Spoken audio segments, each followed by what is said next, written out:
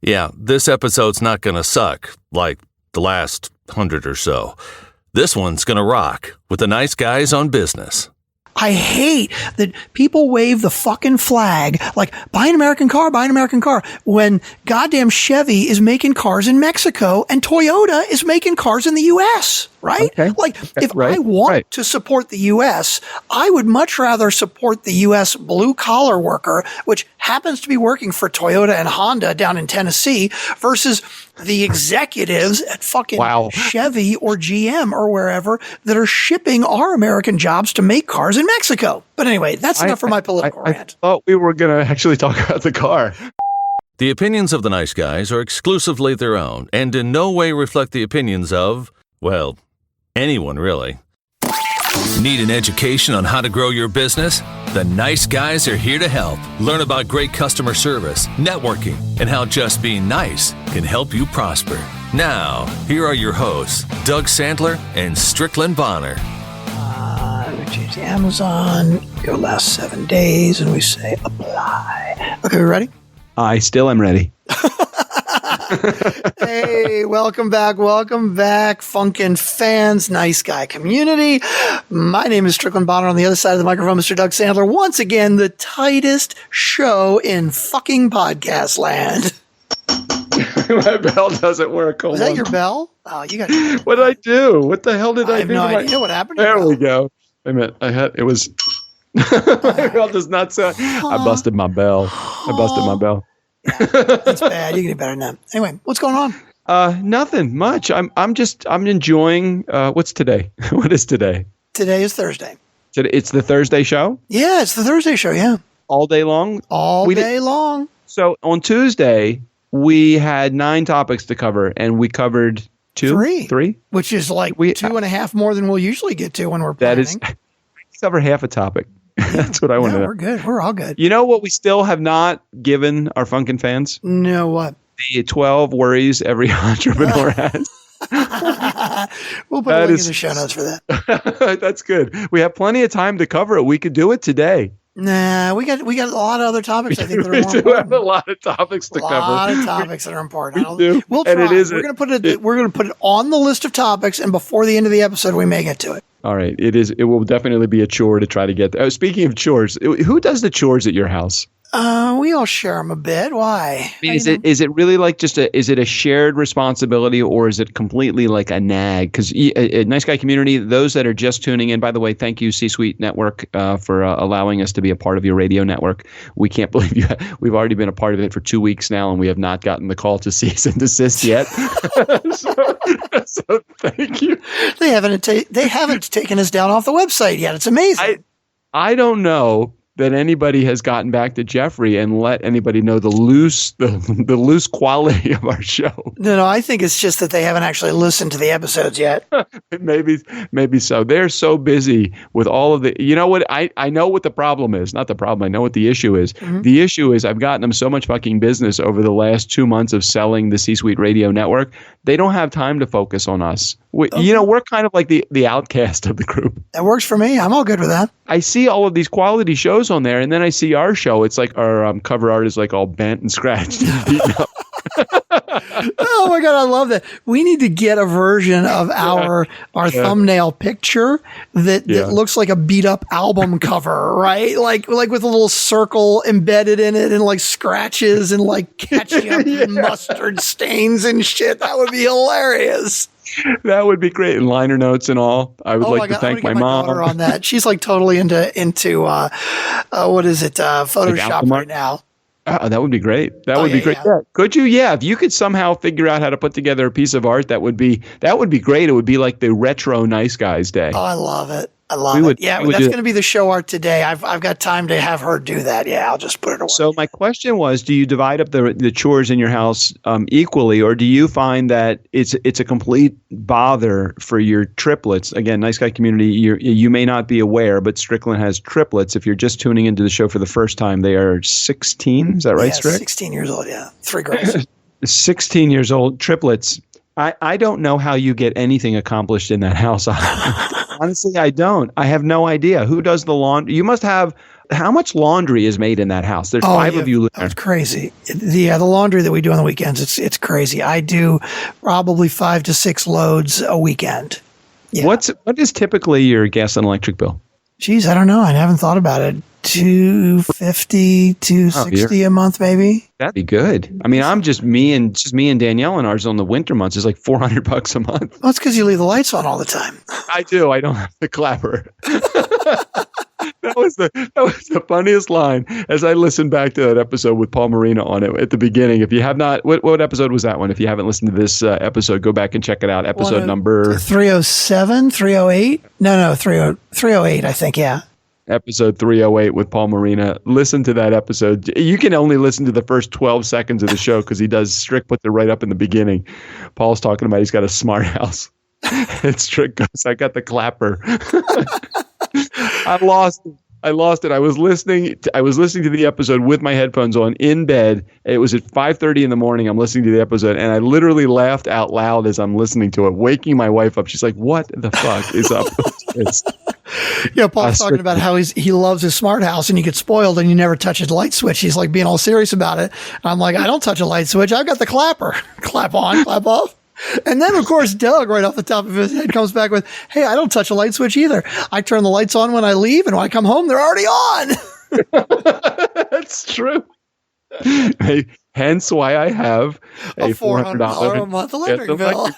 Again, it goes back to what we were talking about on Tuesday's show. It's just I'm not lazy. I don't want to do it. Yeah, that's what it is. It's such a fine line between stupid and clever. That's it. That's a great quote. I'm not lazy. I just don't want to do it. I just don't feel like doing it. So let's get back to the chores for a second, because I'm just trying to figure out the divisor, how you guys divide up your chores. So what do the girls do? What are they responsible for? Yeah, they're doled out. We have specific responsibilities. The girls do the dishwasher. They have to load and empty the dishwasher and do the dishes. And then I take out the trash. And, Kim and I typically do most of the laundry, and like the vacuuming doesn't get done nearly as often as it should. But who cleans the litter? Who cleans the litter box? You have a cat, don't you? You have 2 cats. Yeah, I do the litter box too. Yeah. Yeah, you just have a lot of things that are going on in your house. How about the grocery shopping? Is that left to do you send the girls to do any of that at all? No, Kim does most of the grocery shopping, but I'll grab stuff when I need. But like the big grocery shopping, she'll usually do, yeah. So at what point is it acceptable to charge your kids rent? It's not acceptable while they're still in high school, I don't think, is it? No. But I think as soon as they go to college, maybe. We're going to have to definitely talk about that one. We haven't worked it out yet, but yeah, we'll put them to work, yeah. Do you think, so they're all going to go to college at the same time? Are any of them going to go away, do you think, to college? I don't know yet. They haven't quite gotten that far. They're all juniors, and so they're looking around and thinking around, but I don't know. I'm thinking probably going to stay local, but who knows? It's too far off. How are you going to feel when the girls leave the house? Because they're leaving Strick. Well, it is funny because we think about the whole empty nest thing, right? Like when somebody leaves, the kids leave, and it's like an empty nest, right? And we were thinking, oh my God, they're all 3 going to college at the same time. It's going to be it's going to go from this crazy full house to an empty nest immediately. Yeah. But yeah. I got a feeling at least 1, if not 2 of them, are probably going to go to school local and may be living at home. So I'm really not that stressed about it. I think that you could handle it if they moved out. I'm not sure that Kim could, though. Yeah, I think Kim needs them in the house. Well, we've talked about it before too. Kim has already said that when they move out, we're going to take like a week or 2 vacation, and we're going to go to Napa and tour wineries and shit. Oh, that's great. I can't think of anything more fucking boring, but okay, whatever. So wait a minute. So can I go with Kim and you can stay home? Oh yeah, there you go. That's a good plan. That would be fun. And Kim's a partier. I enjoy doing stuff with. We haven't gone out. We don't ever do shit together. Again, nice guy community. Just so you know, Strick and I, you may think that we are like sitting right next to each other in the studio and we see each other all the time. We never see each other. No. Now we do this by Skype and we're not even looking at each other. We don't even do video Skype. He doesn't want to see me. No. In your pajamas and this shit. No, I don't want to see that. No. I very rarely get out of my pajamas. It's not that I don't like clothes. I just don't feel like changing. What's the point? I'm just going to get my pajamas again. Right, exactly. Just stay in them. It's all good. So I just stay. If you just stay this way, it's fine. If I could figure out a way, I gotta start in our neck of the woods in Maryland, and I know that you have this too, but maybe a lot of people don't have this. There's a company called Giant. They're owned by it's a grocery store, and they have a service called Peapod. And Peapod, you just pick your groceries, and I know that a lot of communities have this, and it depends on where you live, but a lot of countries don't have this service, but they will deliver the groceries to you. And what's so wonderful about that is it's just you'd never have to leave the house if you choose not to. I'm just trying to figure out a way how I can maybe never have to leave the house again. I got my microphone, I have my computer. I'm not a shut-in. I just don't like people. You're not a shut-in. You just don't like going outside. It's really going to be challenging to be a professional speaker if I don't like to leave my house. That might be tough. That might be tough. I give going out a bad rap. There's just so much traffic out there. There's so much. I don't like the traffic at all. How do you deal with? Do you have a commute? You actually have to go places every day, don't you? Yeah, I drive to work every day. I drive about 35 minutes. I go through the tunnel at the Harbor Tunnel every day, and it's not so bad. Now, DC, where you are, it's like horrible. Yeah. How's that electric car treating you? It's good. It's all good. I love it. I haven't been at a gas station in over a year. It's cool. I love it. Oh my gosh. So when you drive the van, now I forget which one you have. You have the Volt. What do you have?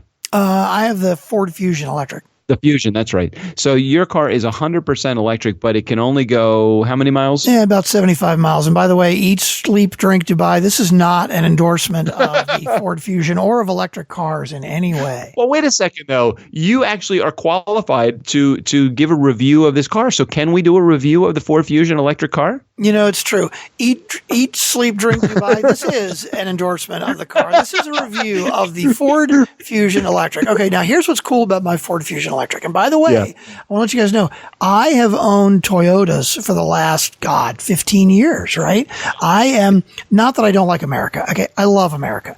But I hate American cars. I mean, they've been crap for so many years. And I hate that people wave the fucking flag like, buy an American car, when goddamn Chevy is making cars in Mexico and Toyota is making cars in the U.S., right? Okay.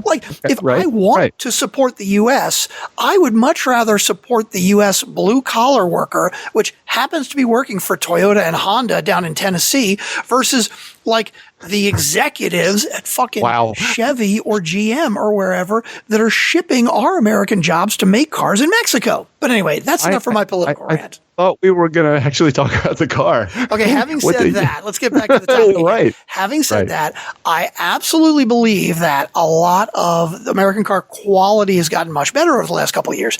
And obviously there are American car companies that are moving their production back to the United States, which I like too. Okay, Ford Fusion Electric, what's cool about it is from the outside, it looks like a Ford Fusion, right? Instead of building an electric car from scratch, from the ground up, like the Nissan Leaf, the Leaf looks like a hippie electric, it looks like a kind of it looks electric, it's funky looking, right? Which is not good or bad. It just is. But the Ford Fusion looks like a Fusion. It is exactly like the same body design, same everything else about it as their regular gas Fusion. It just happens to be an electric engine. I've had it a little over a year now, and I really like it. It's got, Bluetooth, and it's got my Sirius XM, and it's got all the cool features and all the cool gadgets and the heated seats. And I really like it. It drives great. For an electric car, it actually has a really nice pickup. It's pretty decent. It's a Fusion, right? So it's not a sports car, but it's still decent. The only thing I don't like about it, of course, is the range. That's the biggest thing. In the summer, I can get 80, 85, 90 miles on a single charge. In the winter, not only do you not get as much charge out of it, but if you're running the heater, obviously in a regular car, the engine heats up and you heat the car with the heat coming from the engine, right? There's no heat created with my electric car. So when I turn the heater on, it actually pulls a lot of power from the battery. That's the only drawback. And all it means is that I've really got to plan my trips better, or I've got to find chargers, and all that kind of stuff. But otherwise, I love it. There's no maintenance. All right. There's no oil change. There's no transmission. There's no nothing. There's no water pump there. I mean, that's the one thing I love about it. And the other reason that I initially got it, not just because it's like, hey, I'm going to be all green and, you know, not use any gas. It's like, it's just so much easier to take care of. If I could replace it with another one that has a 200-mile range, I'd be much happier. But I do really, really like it a lot. What's the there's a what the heck is that car? The Tesla. The Tesla, doesn't that have a much larger range, but it's a much more expensive car, right? Tesla Model S right now they can go up to 325 miles. Like if they've got a bigger size battery, I think, and they're bad as shit. But if you get one that's got most of the bells and whistles, it's like 85 grand. So aren't they coming out with like a cheaper or haven't they already come out with a lesser expensive version of their car? I think they have like a $35,000 or $40,000 version of their car, or no? They've been planning that for a long time, and it's supposed to come out soon, like within the next year, but I don't think they actually have a release date yet. And I believe their budget version, which is going to be in like the $35,000 range, I believe it's going to have about a 200-mile range. Now, along with that, Chevy, I believe, is working on one also that is supposed to have about a 200-mile range. And I think the Volt. Now, the Volt is interesting because the Chevy Volt is a gas electric, but unlike some of these where it's like, okay, you have an electric battery, but it also has a full-blown internal combustion engine, so you can switch to gas, right? To me, that's just stupid because, yes, you're going to save gas, but you have all the same maintenance, right? The cool thing about the Volt is the Volt you can put gas in, but the gas is actually just a generator, right? So there's no full-blown combustion engine. So the generator is just charging the electric the batteries. Exactly. That's exactly how it works. So it's still almost no maintenance. That's kind of how it should be. I mean, if you're going to have to have an engine in a car, why have both? Because then you're going to have the same maintenance and same problems that you're going to have if the car breaks down, if you're going to have an issue. Exactly. And I would have gotten the Volt, except that at the time that I bought my car, the Volts were actually kind of in higher demand and harder to find. So they were a good bit more expensive.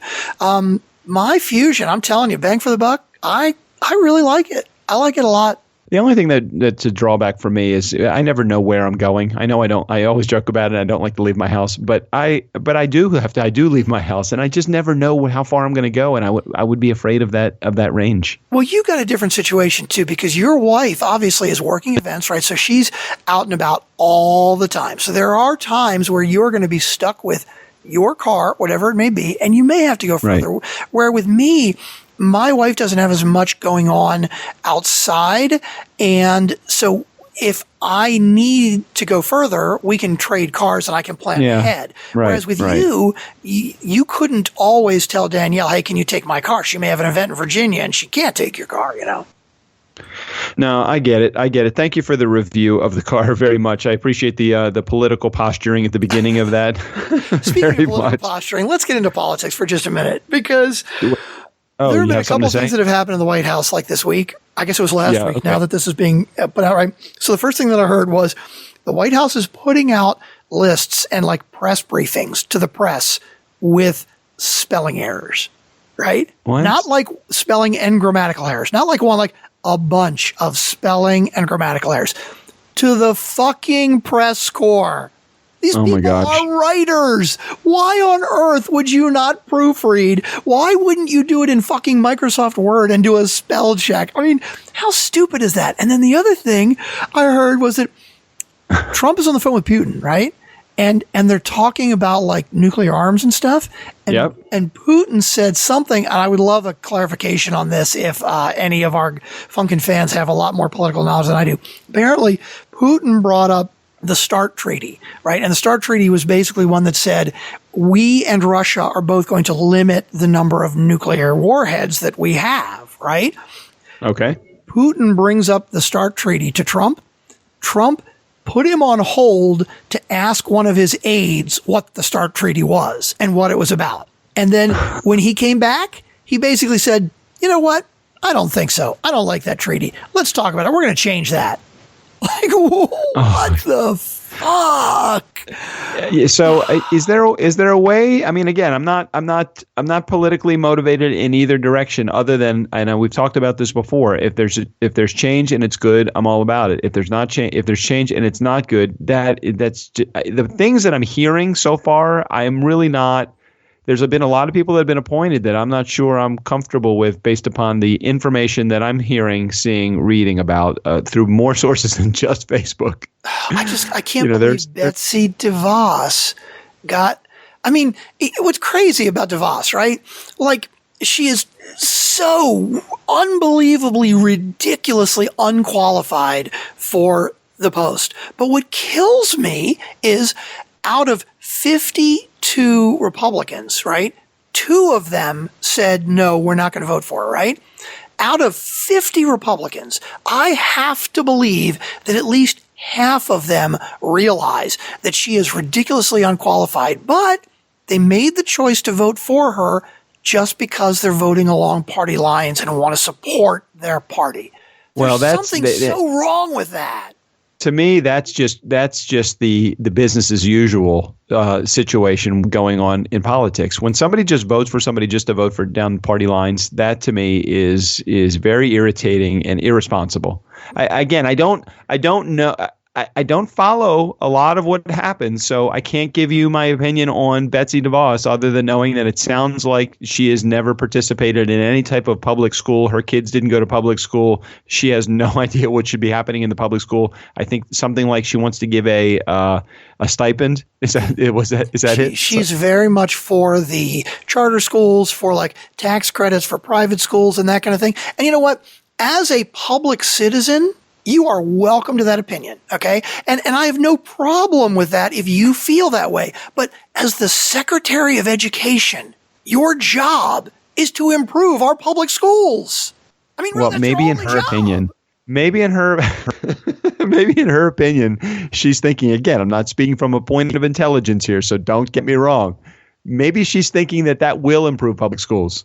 Yeah, she's thinking the best way to improve our public schools is to have as many students as possible not go to them. Maybe that's what it is. Maybe that's what it is. The bottom line on it is, it's tough. And again, I would be very surprised if all 50 of those Republicans could honestly say to me, yes, I think Betsy DeVos is qualified, and that's why I voted for her. But it's so tough because you're right, it's the politics, right? Like the first 2 Republicans that said, I'm not voting for her, right? Really? They kind of get a free pass, right? Because we know exactly how the vote works. And if it's 50 against 50, the vice president votes. And of course, the vice president is going to vote with Trump, right? So what that means is that it's not the other 25 that don't believe it. It's the one Republican, the next one that says, I'm not voting for it, that pushes it over the cliff. And so it's all on them. And that's what I hate about politics. If 25 of them hated it and they all got together as a group and they all said, you know what, we're not going to vote, who knows? Maybe they would have done it. But not doing that, it's that one person, right? It's that push over the cliff. And nobody wanted the balls to do it. Reading a little information about some of the bad phone calls, the bad international phone calls that Trump has made to not only Putin, where they thought that the START agreement was where Trump says that the START agreement was beyond it was not good. Yeah. It referred to the treaty as one of the many bad deals that Obama had negotiated. Then he's talking to the president of Mexico. Trump thought to have been threatened to send American troops into Mexico to stop the bad hombres down there, quoting bad hombres. Oh, that's good. That's good. And he had some issue with the president of France also. So he's gone over 3. If he's had more than those 3 conversations with world leaders, I think he also spoke to Australia's world leader, Australian leader also. Gosh, he's really references a U.S. plan to accept 1,250 refugees now being held at a detention center in Australia as the worst deal ever. Okay, so he's pretty much alienating us from everybody, it sounds like. Is that kind of the general gist of what's going on? You know, we talked on and off before the election and right after the election about Trump. And, you know, it's no surprise probably to most of our fucking fans. You know, neither Doug nor I voted for him, and we're not really a big fan. But I know, and Doug, I know you agree with this. Look, he's the president. He's the guy that's in. I want to support him. I want to look at the good side of this. And I love the fact, on one hand, that he doesn't care about the rules, right? He's not stuck in, we've always done it this way, so we've got to keep doing it this way. And I really like that. And it gives him a lot of opportunity. But having said that, the best way to do this would be to, first of all, surround yourself with people who have a lot of knowledge of this, and ultimately, you're still going to make the decision whether you agree with them or not, right? You could have some guy that is your Secretary of State and he's ridiculously political and he's deep in the political machine, but ultimately you as the president, if you disagree with whatever he recommends, you can go against it. That's all good. At least you have the right advice, right? But he hasn't done that. He's put idiots in that know nothing about the thing. I mean, the guy that's the head of the EPA has sued the EPA more than once. He wants to get rid of the EPA, or at least he did when he was an independent citizen, right? And the second thing that I'm concerned about is I know with like the economy, right? Or hopefully the Affordable Care Act, same kind of thing, right? That this is a huge ship. And even though he's the president, he's the big guy, he only has so much power to change something, right? Something like the economy, it is like an aircraft carrier and it takes a long time and a lot of power to turn it around. But foreign relations, you say the wrong thing to the wrong world leader and you are fucked. And that is not a slow boat to turn around. Man, we say the wrong thing to fucking, who's the leader of North Korea, like Kim Jong-il? I mean, it's over. I mean, they're just going to fucking start shooting missiles and they don't give a shit. I mean, that's what worries me. I think we've pretty much alienated half of. Do you think do we have any fucking fans that actually are Trump supporters? We'd love to hear from you. Is anybody still listening out there? I think everybody's hello. You just lost a whole bunch of those new subscribers. They're out the door now. Nice job, Strick. It's tough. I know we've it up said for this. us. Well, one of the reasons I think that Trump won and that everybody was so surprised that he won is kind of because of this attitude. All through the election, anybody that supported or liked Trump, they were kind of like an outcast. And so people were afraid to say that they supported him. So as much as I would love to hear from a Trump supporter, and look, Funkin' fans, man, we don't want to bring somebody on to attack you. We want to hear the opinion because I just don't see the good. I want to really hear what somebody else has to say, but I really think with a lot of the stuff that we talk about, we're kind of shaming him. Like nobody's going to want to do it because they're ashamed to support him. I wouldn't know. I would encourage it. I would not yell at anybody that came on the show that had some positive things to say. I would love to be able to get behind the guy. I just can't see. I can't see what he's done that's worthy of getting behind. I know. All of the really bad stuff. Okay, well, could it possibly be? Now, again, correct me if I'm wrong here, or I'm open for criticism on this one. But could it possibly be the way the media is depicting him? You see, oh God, I don't even want to get into this now. It's so bad because he puts out this list, Sean Spicer, and he says talking about terrorist attacks, right? And he's like, these terrorist attacks, they're happening and it's becoming commonplace. And the horrible media, they hate us so much that they're not even going to report on it anymore because they don't want the world to think that it's going on out there. Here's a list of the most underreported terrorist threats that happened over the last 6 months, right? Now, who is talking right now? Who is talking? Trump said it at first. Trump basically said, hey, the media is skewed completely and they're not even reporting this. And then when the press basically said, what the fuck are you talking about? Then Sean Spicer, the press secretary, came out with a list and said, here's a list of all of the terrorist attacks that have happened in the last 6 months or a year or whatever that have been way underreported. One of them was the Paris attacks. One of them was the Orlando attacks. Now, I don't know about you. I know you don't watch TV that much, right? But I heard about those. For 3 days after each one of those happened, you couldn't turn on the TV without hearing about them.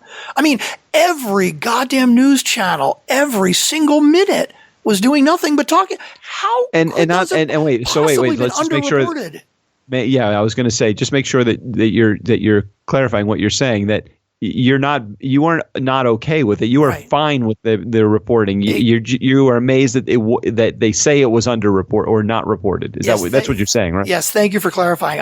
I was totally fine with the coverage, and I thought there was plenty of coverage. But it's amazing to me that Trump is basically saying it was underreported, and he said, "Oh, all these negative polls, all the negative polls are lies." Okay, so if there's a positive poll, then it's not a lie. Like, he's just, oh my God, it's like he's so worried about everybody liking him. And there was a great line I saw today, right? It was something on Facebook. I think it was actually one of our Funkin' fans. It might have been Tim Hill that published this, right? Yeah. It had a picture of a lion. And, I got to remember the line now. It said, a lion does not need to tell you that he's a lion. You just know he's a lion, right? Now, Trump, right? Like, when you are really smart and you're really good at your job, you don't have to keep telling people how good you are. You just are, and they just know. You just are. Exactly. All Trump is doing is saying how much smarter he is than everybody, and he knows things that other people don't know, and other people are wrong, and I'm really good at this, and I know what I'm doing. Why does he have to keep telling us this? Because he's insecure, because he's a narcissist, because he. That's exactly why.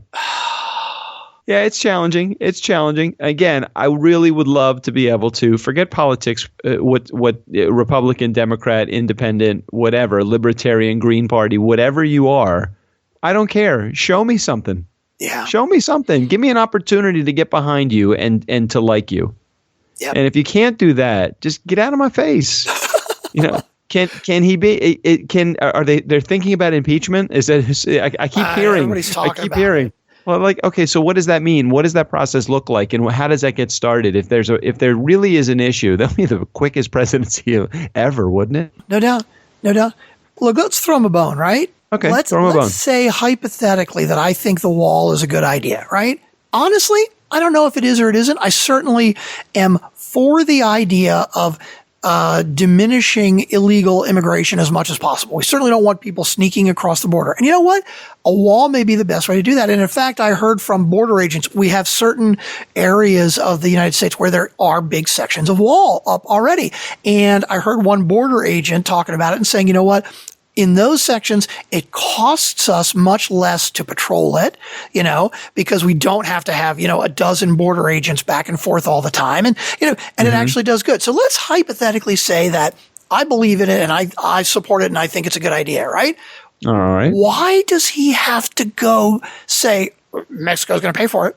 Well, you know what? You had us at wall, okay? If people support you, then you're good. Why the fuck do you have to go that stupid extra step? Well, it was the next step. Going to pay for it. We're not going to. It was the next step. It was the next step because it wasn't good enough. What was good was we're building the wall. Maybe he got some people behind him. Maybe he didn't get some people behind him, and then he wants to totally fuck it up and say, "Oh, we're going to get Mexico to pay it." So he's going to take the half of the people that believe him, and he's going to take half of those and completely alienate them as well. Right. So now we're down to 25%. It's almost like he's self-destructing, and I don't understand why. Right. So, we're going to strengthen the military. Military funding has been cut like crazy, and we have to put a lot more money into funding our military.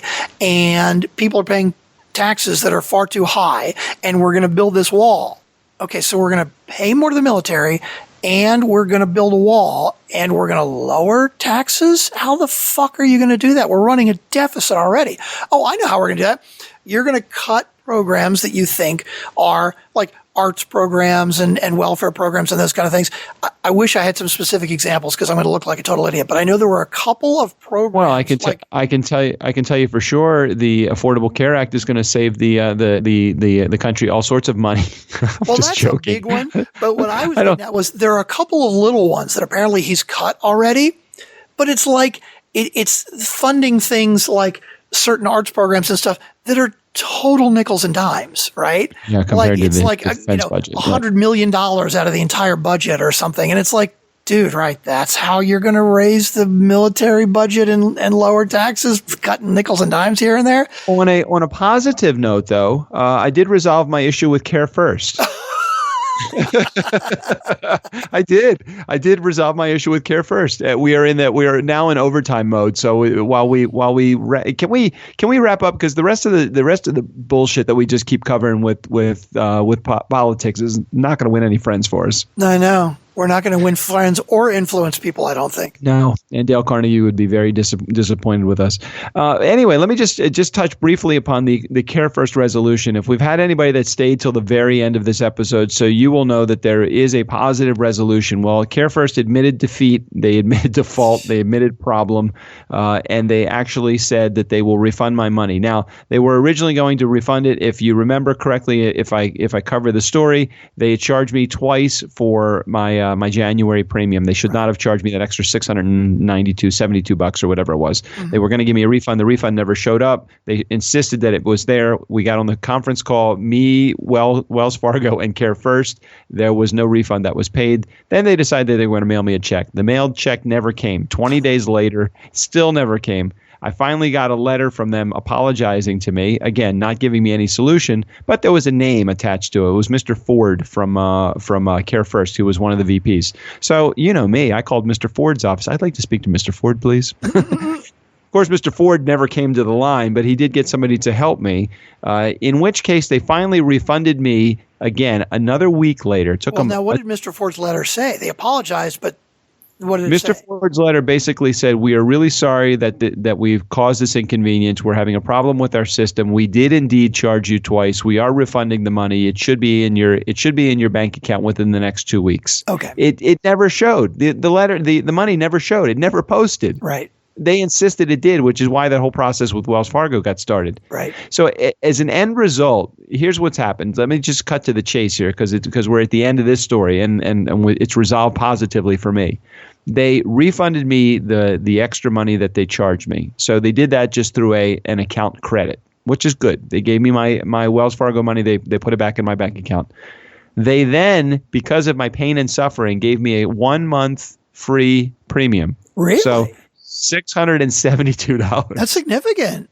That is significant. When I originally talked to the lady, she said she's going to give me $150. They said, $150? I spent that in the first time I made my phone call to you in my 2 hours in my time.